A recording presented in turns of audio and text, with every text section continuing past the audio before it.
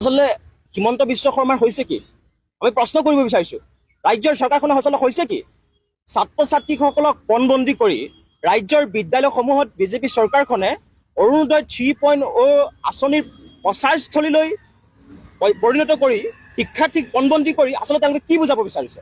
তেওঁলোকৰ অৰুণোদয় আঁচনিৰ প্ৰচাৰস্থলী হিচাপে প্ৰচাৰ কৰিবৰ কাৰণে পৰিণত কৰিবৰ কাৰণে আনকি ৰাজহুৱা স্থান নাছিল পঞ্চায়ত কাৰ্যালয়বিলাক নাছিল ছাত্ৰ ছাত্ৰীসকলৰ শৈক্ষিক কাম বন্ধ কৰি শিক্ষকসকলক অনাশৈক্ষিক কামক নিয়োগ কৰি আসলতে অসমৰ শিক্ষা খণ্ডটোক আসলে হিমন্ত বিশ্ব শৰ্মা চৰকাৰে কি কৰিব বিচাৰিছে আমি প্ৰশ্ন কৰিব বিচাৰিছো আপোনালোকে স্মৰণ কৰক যে ৰাজ্যৰ বিদ্যালয়সমূহত এতিয়া ছমহীয়া পৰীক্ষা হৈ আছে আজি আমাৰ গোলাঘাট জিলাৰ প্ৰত্যেকখন বিদ্যালয়ত ছমহীয়া পৰীক্ষাৰ বাবে পূৰ্বৰ ৰুটিন আছিল কিন্তু কেৱল অৰুণোদয় 3.0 আঁচনিৰ প্ৰচাৰৰ কাৰণে তেওঁলোকে পৰীক্ষাসমূহ পিছুৱাই দিছে মানে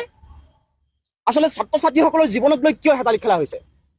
কেৱল অৰুণোদয় 3.0 আঁচনি প্ৰচাৰৰ কাৰণে কিয় বিদ্যালয়সমূহ বাছি লোৱা হ'ল কিয় ছাত্ৰ ছাত্ৰীসকলক লৈ হেতালি খেলা হ'ল আন ৰাজহুৱা স্থান নাছিল নেকি আমি প্ৰশ্ন কৰিব বিচাৰিছো জিলা প্ৰশাসন আৰু চৰকাৰক